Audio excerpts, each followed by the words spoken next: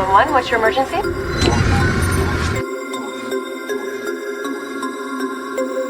We about to turn it up. Turn it.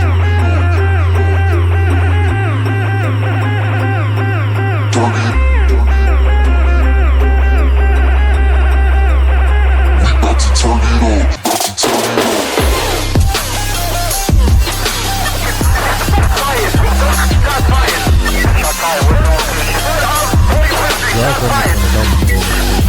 Өнөөдрийн гэмт хэргийн болон дугаар маань үгээр хэлж байна. За та бүхэнд өнөөдөр ямар нэг гэмт хэргийн талаар ярихаар бэлдэж ирсэн бэ гэж бодож байна.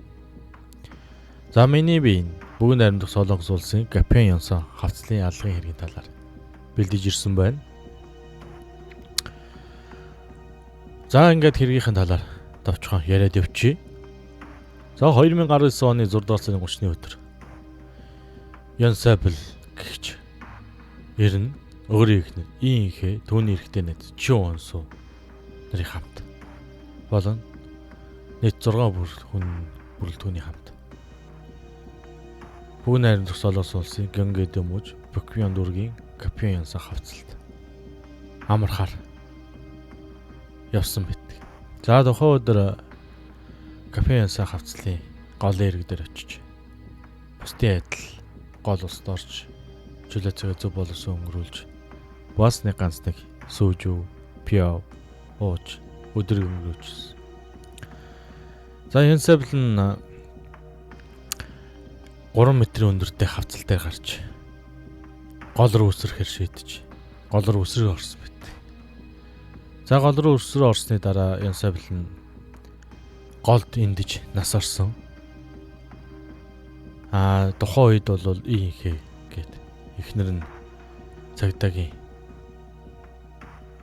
газар болон аврах халуун руу дуулга мэдээлэл өгч тусламж хүссэн.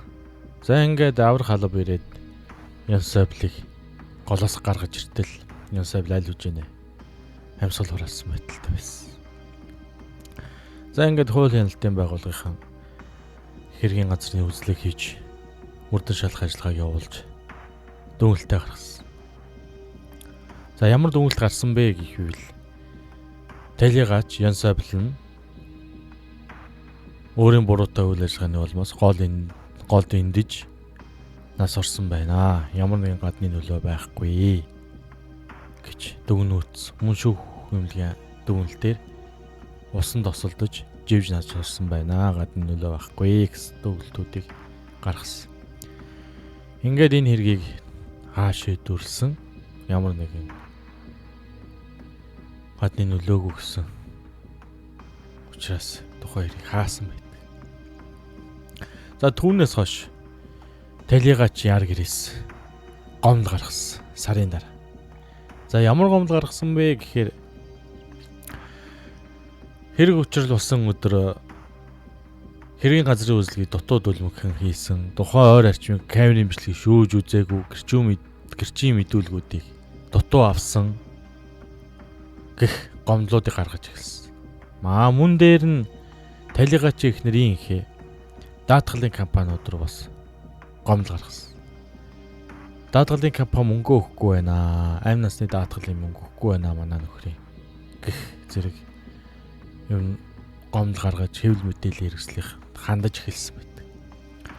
За энэ хэргийн талаар ингээд хэвлэл мэдээллийн хэрэгсэл болон сэтгүүл сурвалжлагч нар мэдээлэл авч олон нийтэд дэлгэж энэ хэргийн талаар ярьж эхэлсэн. За ингээд хууль хяналтын байгууллагаас тухайн хэргийг дахин сэргэн шалгахаар төлөвлөж хэргийг шалгаж эхэлсэн. За тухайн хэргийг ингээд 1-2 жилийн хугацаанд ингээд дахин шалгаад шинэ мөрдөн байцаах ажиллагаа явуулаад шалгах явцууд тодорхой тооны нотлох баримтууд гарч эхэлсэн.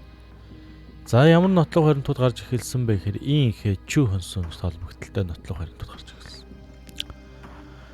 За ийхэгийн утас чүү хонсон нарын утсыг үзэхэд ямар нотлох баримтууд илэрсэн бэ гэхээр ийхээ өмнө өөрийнхөө Twitter хуудсанд нийтлэл буюу пост оруулсан байдаг. хулганы хор өгчөөд байгаа хад яагаад хүн нас ордгүй юм бэ? Яагаад хүтгүн бэ гэсэн бүхий нийтлэл бичсэн байдаг. Мөн ийхээ чи хонсонор бол өмнө талигачи амнаас эрсдэг газрыг бол урчилж бэлдсэн байсан. Тухайн газар дээр өмнө 2-3 удаа очсон бол камерын хяналтын бичлэгээр тогтоогдсон байдаг. Мөн гэрчийн мэдүүлгээр тогтоогдсон байдаг. Тухайн үед явсан хүмүүсийн гэрчийн мэдүүлгүүд зурж эхэлсэн. Гэх зэрэг олон нотуудыг бол хууль хяналтын байгууллага цохиулж чадсан байдаг. За ингээд тухайн хэрэг дээр бол ийм хэжин хонсоноос бол холбогдолтой нь бол тогтоогдож эхэллээд тухайн хоёр хүнийг бол ялагдагчаар татаж шүүх рүү шилжүүлсэн байдаг. За шүүх дээр ийм хэжин хонсонорт бол талигач Юн Саблыг санаатаагаар голж өвүүлж алсан. Мөн тухайн хүнийг амь насанд нэрсэлтэй нөхцөл байдалд харж исэн. Мөн давхархан инээж исэн. Хүн амь нас нэрсэлтэй нөхцөл байдалд орж явахад давхархан хараад инээгээ зогсож байсан. Гэх зэрэг олон шалтгааны улмаас тухайн хоёр хүнд бол хоёр зүйл ангир ял зөөлжилж хэргийн шийтгэл оногдсон байдаг. За ийм ихэд бол бүх насаар нь хорих яа. Чи хонсууд бол 30 жилийн хорих ялыг оноосон байдаг. За тухайн хоёр маань бол давз заалдах шатны шүүхэд хандсан боловч давз заалдах шатны шүүх нь бол анхан шатны шүүхээс өгсөн ялыг хэвээр нь үлдээсэн. За одоо ийм хэчүү хонсонор яагаад энэ нөхрөө алах болсон бэ гэх шалтгааны талаа та нарт тавчгаа яриа явчих бас. Ийм хэн бол 2016 онд нөхөртөөгөө хоримлсан байдаг. Ийхийг нөхөр бол 8 насны даатгал хийсэн. 8 насны даатгалаас бол ийх 800 сая вон авах хэрэгтэй байсан. Мөн талигач нь тодорхой хэмжээний өөрийн орон байртай, машин тэрэгтэй бас баггүй хөрөнгөтэй хүн байсан. Тухайн хөрөнгийг бол энэ хоёр хувааж авахыг санаархсан. Даатгалын мөнгө авахыг санаархсан. Ер нь бол шунлаа лаас олж хүний амь насанд халтсан. Ийм чигшүүрт мухай хэргийг үйлдсэн байдаг юм аа.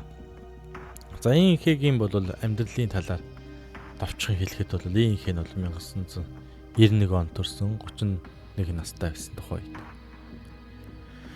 Нөхөр нь бол 39 настай байсан. Бас насны зөрүү бол нэг 5-6 насны зөрүүтэй. За энэ хэн 10 жилийн боловсрол дутуу эзэмсэн, 10 жилийн сургуулаа орхиж бие үнэлэх газар ажиллаж исэн. За тэр бие үнэлэх газрын захирал нь бол Чү Хёнсу гэдэг энэ талигачиг хамтран амь насны өнөөс нь нөхөр байдаг. Энэ хоёр бол ийх Чү Хёнсу хоёр бол аль Дянгрын янаг амгийн харилцаатай ийм хүмүүс байсан. За тэгээд 2016 онд гэрэлсний дараа ч энэ хоёр янаг амгийн харилцаатай байсан. Нөхөртөө болохоор зүгээр эрэгтэй найз гэж танилцуулж явдаг байсан. Ийх. Мөн ийх нь өмнө хулгай хэрэгт холбогдож исэн. Түүгээр ял шийтгэл бас эдэлж исэн. Ийм мэдээлүүд бас байна. Тэгэхээр ийх бол бас болж бүтэхгүй. Ер нь буруу замаар орсон байсан. Бас л хүнд гарын нэг л байсан байна л да. Эндээс хараад үзэхэд бол Чүн Хёнсу бүр ойлгомжтой. Хүний 8 эрхлэг, хүний бие үнэлүүлдэг. Бас л хууль бус үйл ажиллагаа явуулдаг. Бас л бүтэхгүй байгаас. Ингээд ийм хоёр хүн бол нэг хүний амь насанд авч өөрийнхөө муу санаа бодлыг хэрэгжүүлэх шунхаа сэдэлтээс болж гэт нэг хүний амь насанд нь халтсан чигшүүрт хэргийг үйлдсэн байна. За ингээд энэ хэрэг маань бол ямар ч гэсэн сайн хүмүүсийн буйнд сайн ар гэрийн буйн ингэж илэрч бас нэг хоёр хүн бол ялж авшихаас урьдчилан сэргийлж чадсан хэрэг байна. Ингээд та бүхэндээ энэ хэргийг хүргэсэндээ баяртай байна. Энэ бол бас нэг хүн соргомж болохоор ч юм шиг бас мэдүүштэй ч юм шиг ийм хэргийн талаар ярьлаа. За ингээд анхаарал тавсанд баярлалаа, баяртай. Дараагийн дугаар хүртэл түр баяртай. Дараагийн дугаараараа өөр бас хэргийн талаар ярина. Бас мэдээлэл өгчих зорилготой бас хүн мэдүүштэй болох хэргийн талаар яриад явнаа. Баярлаа. Баяртай. Лайка дараад, хонхоо дараад, саба дараад илүү олон сонирхолтой бичлэгийг хүлээн авч ирээрэй.